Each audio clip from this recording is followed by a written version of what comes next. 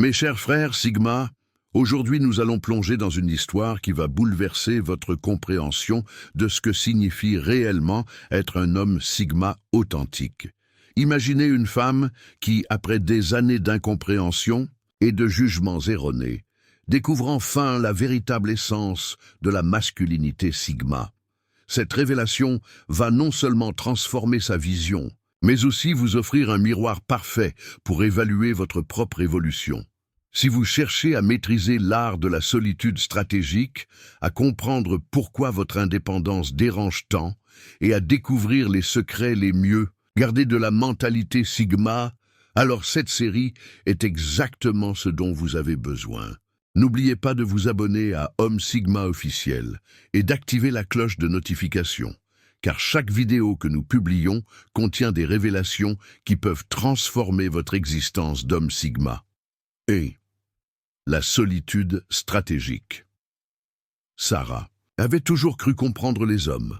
À 32 ans, consultante en ressources humaines dans une grande entreprise parisienne, elle pensait avoir déchiffré tous les codes masculins. Les alphas avec leurs besoins constants de domination, les bêtas avec leur quête d'approbation, les gammas avec leur créativité débordante. Mais Lucas était différent, complètement différent. Leur première rencontre avait eu lieu lors d'une conférence sur l'innovation technologique, tandis que tous les participants réseautaient frénétiquement. Échangeant cartes de visite et promesses de collaboration, Lucas se tenait à l'écart, observant. Pas par timidité, Sarah l'avait tout de suite compris, mais par choix délibéré. Il portait un costume sobre mais parfaitement coupé, ses cheveux étaient impeccablement coiffés et son regard trahissait une intelligence perçante qui analysait chaque détail de son environnement. Ce qui avait le plus frappé Sarah, c'était la façon dont Lucas gérait les interactions sociales. Quand quelqu'un l'approchait, il n'était ni chaleureux ni froid, il était calculé. Chaque parole était pesée, chaque geste mesuré. Il ne cherchait pas à plaire, ne tentait pas d'impressionner, ne jouait aucun jeu social traditionnel. Cette attitude avait d'abord irrité Sarah. Encore un arrogant qui se croit supérieur, avait-elle pensé. Mais au fil des semaines qui suivirent leur rencontre, Sarah commença à observer Lucas plus attentivement. Entrepreneur dans le domaine de l'intelligence artificielle, il dirigeait sa start-up avec une efficacité redoutable.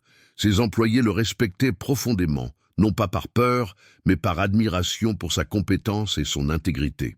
Lucas ne participait jamais aux after-work d'entreprise, ne fréquentait aucun club professionnel, n'apparaissait sur aucun réseau social professionnel. Comment peut-il réussir en restant si isolé ? Se demandait Sarah. Dans son monde, le succès passait nécessairement par le networking, les alliances stratégiques, la visibilité. Lucas, lui, semblait prospérer dans l'ombre, construisant son empire en silence. Un soir, après une journée particulièrement éprouvante, Sarah croisa Lucas dans un café près du quartier d'affaires. Il était seul, naturellement, un livre à la main. Méditation de Marc Aurèle. Elle s'approcha de sa table, poussée par une curiosité qu'elle ne parvenait plus à contenir. « Vous ne vous sentez jamais seul ?» lui demanda-t-elle sans préambule. Lucas leva les yeux de son livre, la regarda quelques secondes en silence, puis sourit légèrement. « La solitude et l'isolement sont deux choses complètement différentes, Sarah. Je choisis ma solitude. C'est dans ces moments que je me connecte vraiment à moi-même, que je planifie, que je réfléchis, que je crée. » Cette réponse déstabilisa Sarah. Dans sa conception du monde, la solitude était synonyme d'échec social, de manque de charisme ou de compétences relationnelles. Mais Lucas parlait de solitude comme d'un super-pouvoir, d'un choix stratégique. « Regardez autour de vous », continua Lucas en désignant discrètement les autres clients du café. « Tous ces gens sont connectés en permanence, constamment distraits, toujours en quête de validation externe. Ils ne se connaissent plus eux-mêmes. Moi, dans ma solitude choisie, je me forge. Je développe ma vision, j'affine mes stratégies, je cultive ma force intérieure. Sarah réalisa soudain que ce qu'elle avait pris pour de l'antisocialité était en réalité une forme supérieure de discipline personnelle. Lucas ne fuyait pas les autres par faiblesse. Il gérait ses interactions sociales avec la précision d'un chirurgien. Chaque relation avait un but, chaque conversation une intention. Il ne gaspillait ni son temps ni son énergie dans des futilités sociales. Mais comment faites-vous pour maintenir des relations professionnelles sans participer à la vie sociale de votre secteur? Insista Sarah. Mes résultats parlent pour moi, répondit Lucas simplement. Quand vous excellez dans votre domaine, quand votre travail a de la valeur réelle, les gens viennent à vous. Vous n'avez pas besoin de courir après eux en mendiant leur attention. Cette conversation marqua le début d'une révélation pour Sarah. Elle commença à observer Lucas avec de nouveaux yeux, comprenant progressivement que sa solitude n'était pas un défaut, mais une stratégie raffinée. Il utilisait ces moments d'isolement pour se perfectionner, pour planifier ses mouvements futurs, pour développer une vision claire de ses objectifs. Au fil des jours, Sarah découvrit que Lucas avait développé des rituels de solitude extraordinairement productifs. Ses matinées commençaient toujours par 1 heure de méditation et de lecture, sans téléphone, sans distraction. Il consacrait ses soirées à l'apprentissage continu, maîtrisant de nouveaux langages de programmation, étudiant les tendances de marché, analysant les stratégies de ses concurrents. Cette solitude stratégique lui donnait un avantage considérable sur ses concurrents. Pendant qu'eux s'épuisaient dans des activités sociales superficielles, Lucas affûtait ses compétences et préparait ses prochains coups. Il était comme un grand maître d'échecs qui prend le temps de visualiser plusieurs coups à l'avance, pendant que ses adversaires jouent impulsivement. Sarah comprit enfin que ce qu'elle avait initialement perçu comme de la froideur était en réalité de la maîtrise de soi. Lucas avait développé une capacité extraordinaire à rester centré sur ses objectifs sans se laisser distraire par les turbulences émotionnelles ou sociales de son environnement. L'indépendance émotionnelle. 3 semaines après leur première conversation approfondie, Sarah eut l'occasion d'observer Lucas dans une situation qui révéla une autre facette fascinante de sa personnalité Sigma. Lors d'une réunion d'investisseurs cruciale pour sa start-up, un événement inattendu se produisit qui aurait déstabilisé n'importe quel entrepreneur traditionnel. Sarah assistait à cette présentation en tant que consultante externe, engagée pour évaluer les dynamiques d'équipe. Lucas présentait calmement les résultats financiers de son entreprise quand soudain, l'un des investisseurs principaux, un homme au tempérament volcanique connu dans tout Paris, explosa littéralement. Il accusa Lucas de manipulation des chiffres, remit en question sa compétence et termina par des attaques personnelles particulièrement virulentes. Ce qui suivit stupéfia Sarah. Alors que toute l'assemblée se tendait, attendant soit une contre-attaque explosive, soit un effondrement défensif, Lucas resta d'un calme olympien. Son expression ne changea pas d'un iota, sa respiration demeura régulière. Il laissa l'investisseur vider son sac complètement sans l'interrompre, sans montrer le moindre signe d'irritation ou de stress. Quand le silence retomba, Lucas prit la parole d'une voix parfaitement posée. « Monsieur Dubois, je comprends vos préoccupations. Permettez-moi de vous présenter les documents de vérification comptable indépendante que j'ai apportés précisément pour répondre à ce type de questions légitimes. » Il sortit alors un dossier parfaitement organisé et commença à démontrer, chiffres à l'appui, la véracité de chaque donnée contestée. Sa présentation était si méthodique, si factuelle, si dénuée d'émotion que l'agresseur se retrouva complètement désarmé. En 15 minutes, Lucas avait non seulement prouvé sa bonne foi, mais également révélé l'incompétence de son accusateur devant tous les autres investisseurs. Après la réunion, Sarah rattrapa Lucas dans le parking. « Comment avez-vous fait ça? Comment avez-vous pu rester si calme face à une agression aussi violente ?» Lucas s'arrêta près de sa voiture, une berline allemande discrète mais haut de gamme, et la regarda avec cette intensité particulière qu'elle commençait à reconnaître. « Sarah, laissez-moi vous poser une question. Qu'est-ce qui aurait changé si j'avais réagi émotionnellement? Mes chiffres auraient-ils été différents? Mon entreprise aurait-elle soudain mieux performé? Ou au contraire, aurais-je perdu toute crédibilité en me comportant comme un enfant blessé? Cette logique implacable frappa Sarah comme une révélation. Dans son expérience professionnelle, elle avait toujours vu les émotions comme une composante inévitable des interactions humaines. Colère, frustration, joie, déception, tout cela faisait partie du package humain. Mais Lucas semblait avoir développé une capacité surhumaine à séparer ses émotions de ses décisions. « Vous ne ressentez donc jamais de colère, jamais de frustration ?» insista-t-elle. « Bien sûr que si », répondit Lucas en démarrant sa voiture. « Mais je choisis comment et quand les exprimer. Les émotions sont des informations, pas des ordres. Quand quelqu'un m'attaque, ma colère me dit que mes intérêts sont menacés. Ma logique me dit comment les protéger efficacement. Devinez laquelle des deux je suis. » Durant les jours qui suivirent, Sarah observa cette indépendance émotionnelle de Lucas dans diverses situations. Quand un client important annula un contrat majeur, Lucas analysa froidement les raisons de cet échec, ajusta sa stratégie et contacta immédiatement 3 prospects alternatifs. Pas de lamentation, pas de rumination stérile, juste une adaptation rapide et pragmatique. La maîtrise de soi. L'observation la plus révélatrice eut lieu un vendredi soir dans un restaurant branché du 16e arrondissement. Sarah y dînait, avec des collègues, quand elle aperçut Lucas à une table voisine, en compagnie d'une femme d'une beauté saisissante. Naturellement curieuse, elle observa discrètement leurs interactions.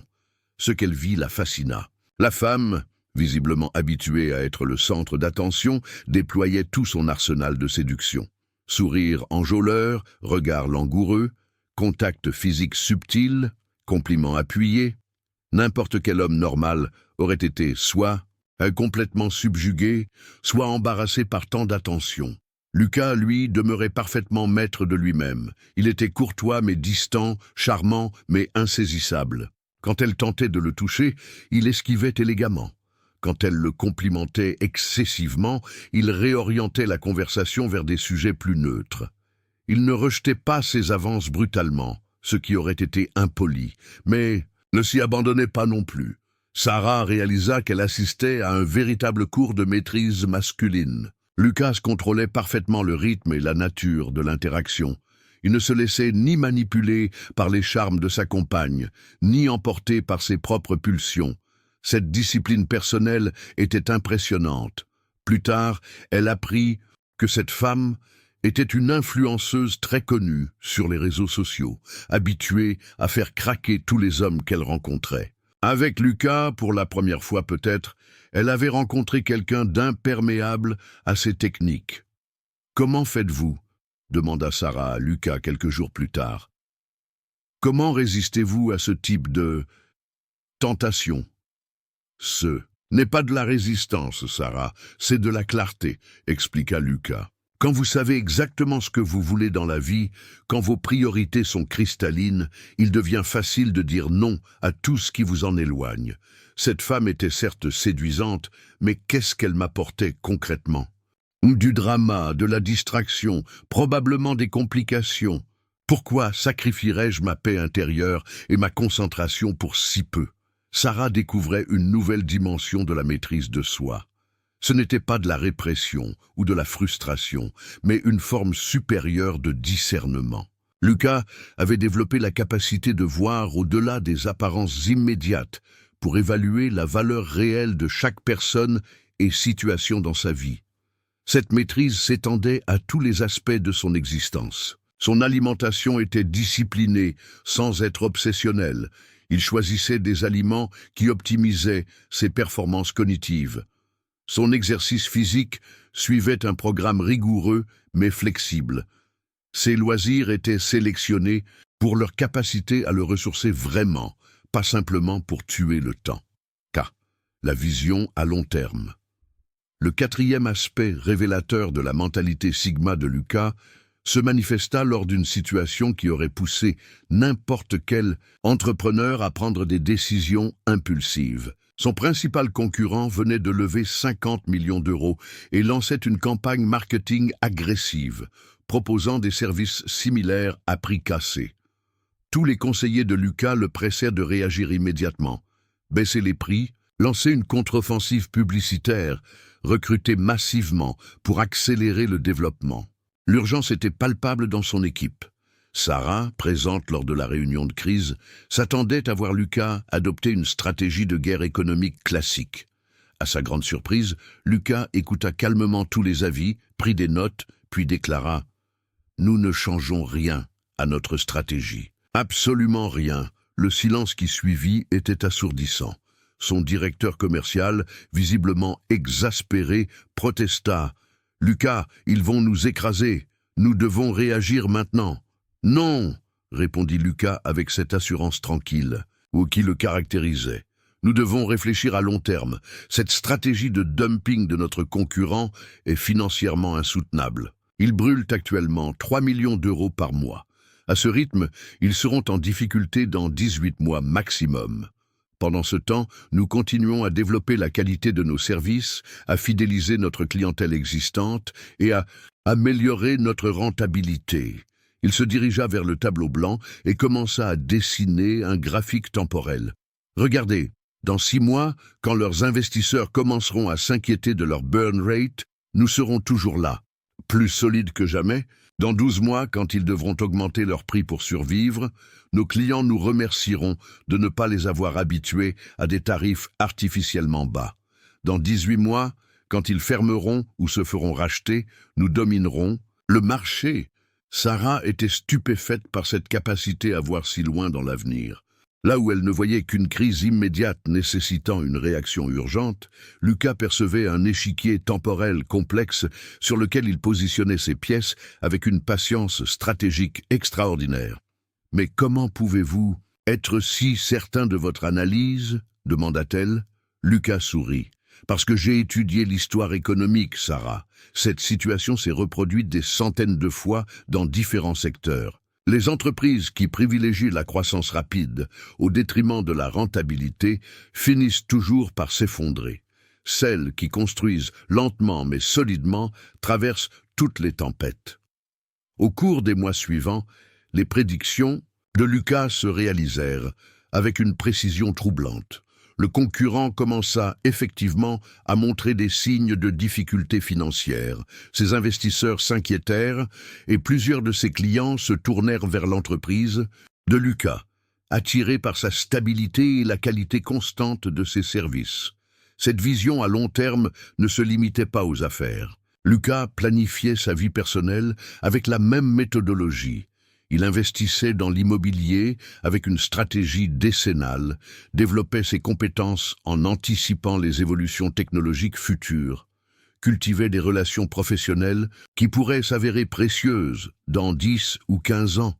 Sarah comprenait progressivement que cette temporalité étendue donnait à Lucas un avantage considérable sur ses concurrents. Pendant qu'eux réagissaient aux événements, lui les anticipait. Pendant qu'eux subissèrent les changements, lui les orchestrait. L'authenticité sans compromis. La révélation la plus profonde pour Sarah concernant la nature Sigma de Lucas eut lieu lors d'un événement mondain auquel ils assistaient tous, les deux, un gala de charité organisé par l'Association des entrepreneurs de Paris. Sarah y était pour représenter son cabinet de conseil. Lucas avait été invité en tant que jeune entrepreneur prometteur. L'ambiance était exactement ce qu'on pouvait attendre. Costumes sur mesure, robes de haute couture, conversations superficielles ponctuées de rires forcés, et surtout, un balai incessant de faux-semblants et de manipulations sociales. Sarah observa avec fascination comment Lucas naviguait dans cet environnement artificiel.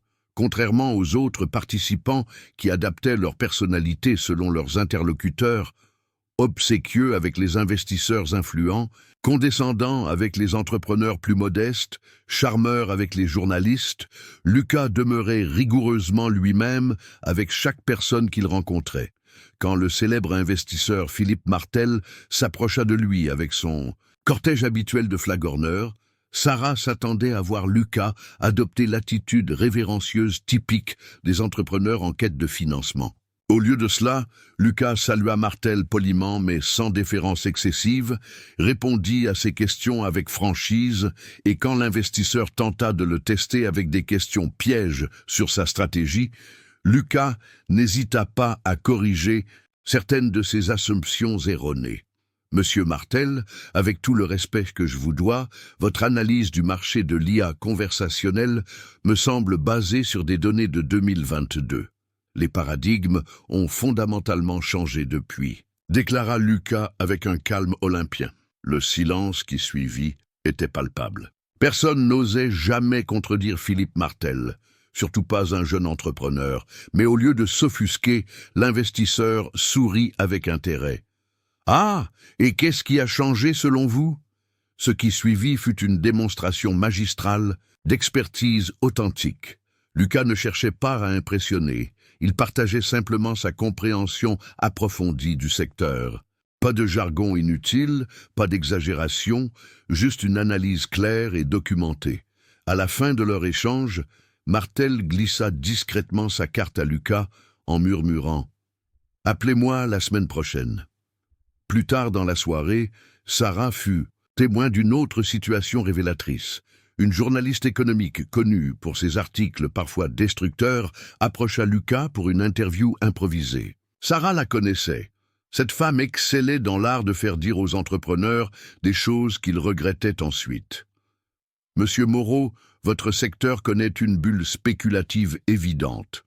N'avez-vous pas peur que votre entreprise soit surévaluée ?» attaqua-t-elle directement. La plupart des entrepreneurs auraient soit nié la réalité de la bulle pour protéger leur image, soit adopté une rhétorique défensive. Lucas fit quelque chose de complètement différent.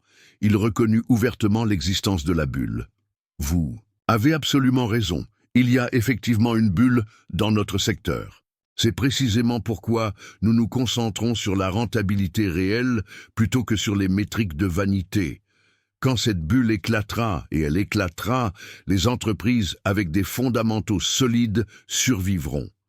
Les autres disparaîtront. » Cette honnêteté brutale désarma complètement la journaliste. Elle s'attendait à de la langue de bois, elle trouvait une authenticité désarmante. L'article qu'elle publia quelques jours plus tard présentait Lucas comme l'un des rares entrepreneurs parisiens à avoir les pieds sur terre dans un secteur en surchauffe. « Pourquoi avoir pris ce risque ?» demanda Sarah à Lucas en quittant l'événement. Vous auriez pu répondre de manière plus diplomatique. Sarah, l'authenticité n'est pas un risque, c'est un investissement à long terme, répondit Lucas en ajustant sa cravate. Les gens sont fatigués des discours formatés. Quand vous dites la vérité, même si elle dérange, vous créez de la confiance. Cette confiance devient ensuite votre avantage compétitif le plus précieux. Il marqua une pause, regardant les autres participants du gala qui continuaient leur danse sociale artificielle. Regardez tous ces gens, ils passent tellement d'énergie à maintenir leur façade qu'ils en oublient de développer leur substance. Moi, je préfère investir cette énergie dans l'excellence réelle. Sarah comprit que cette authenticité sans compromis était l'une des sources de la force magnétique de Lucas. Dans un monde de plus en plus artificiel, sa sincérité brutale le distinguait radicalement. Il ne disait pas ce que les gens voulaient entendre, il disait ce qu'il pensait vraiment. Cette approche créait parfois des tensions, mais elle générait aussi un respect profond et durable. L'excellence opérationnelle. Quelques semaines plus tard, Sarah eut l'opportunité d'observer Lucas dans son environnement de travail quotidien. Elle venait auditer les processus de son entreprise dans le cadre d'une certification qualité.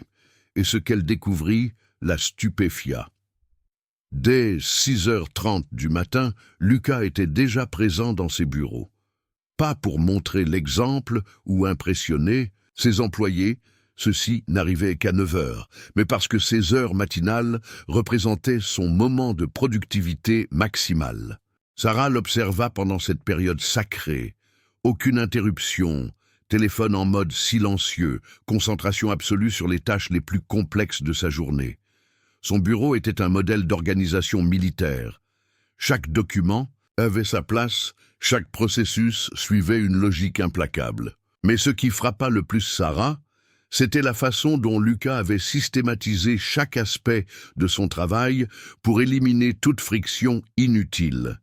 Il avait développé des templates pour tous ces types de communication récurrentes, des checklists pour chaque type de décision stratégique, des métriques précises pour évaluer chaque aspect de son business. Cette systématisation lui permettait de traiter les tâches routinières avec une efficacité redoutable, libérant ainsi son énergie mentale pour les défis vraiment complexes. Comment avez-vous développé un tel niveau d'organisation? Lui demanda Sarah en observant son système de gestion des priorités. Par nécessité, répondit Lucas en lui montrant son planning. Quand vous dirigez une entreprise en croissance, gérez vos investissements personnels, maintenez votre forme physique et continuez à apprendre en permanence. Chaque minute compte. L'improvisation est un luxe que je ne peux pas me permettre. Il lui expliqua sa philosophie de l'excellence opérationnelle. La plupart des gens confondent être occupés avec être productif. Ils passent leur journée dans des réunions inutiles, répondent immédiatement à chaque email, traitent les urgences fictives. Moi, je distingue clairement l'urgent de l'important. 80% de mon temps est consacré aux activités qui génèrent 80% de mes résultats. Sarah découvrit que Lucas appliquait le principe de Pareto avec une rigueur scientifique. Il avait identifié avec précision les activités qui créaient le plus de valeur dans son entreprise et dans sa vie personnelle, et structurait impitoyablement son temps autour de ses priorités. Ces réunions ne duraient jamais plus de 30 minutes et suivaient toujours un agenda strict. Ces emails étaient rédigés selon des templates optimisés pour minimiser les allers-retours.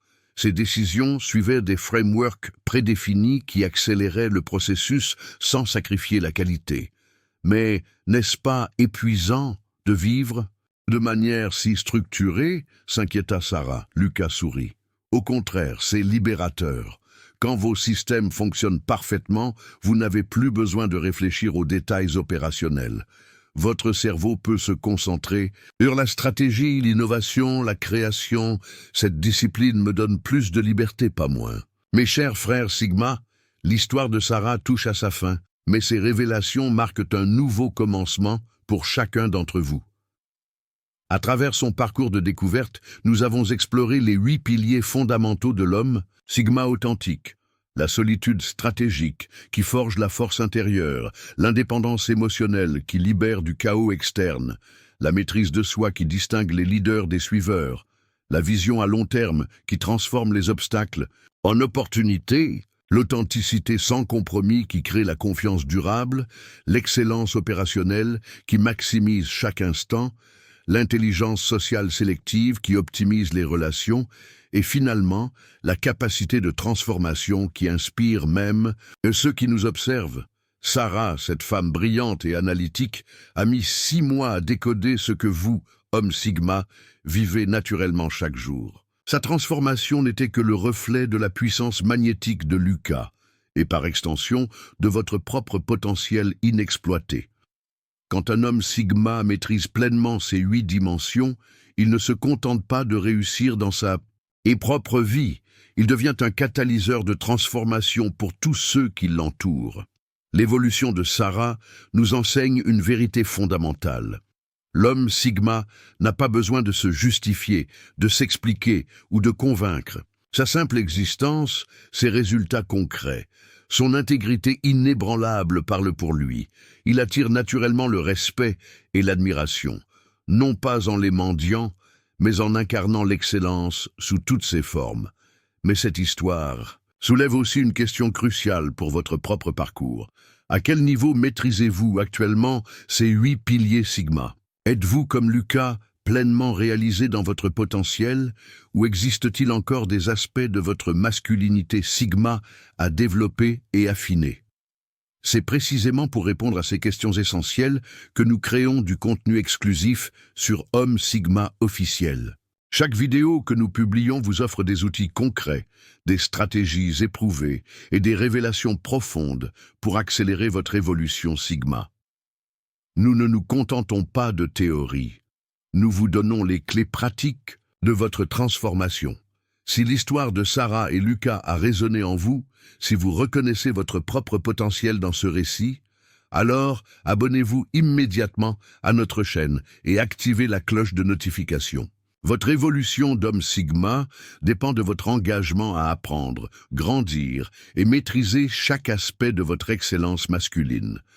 L'homme Sigma que vous êtes destiné à devenir vous attend. La seule question qui demeure est: êtes-vous prêt à franchir ce cap décisif?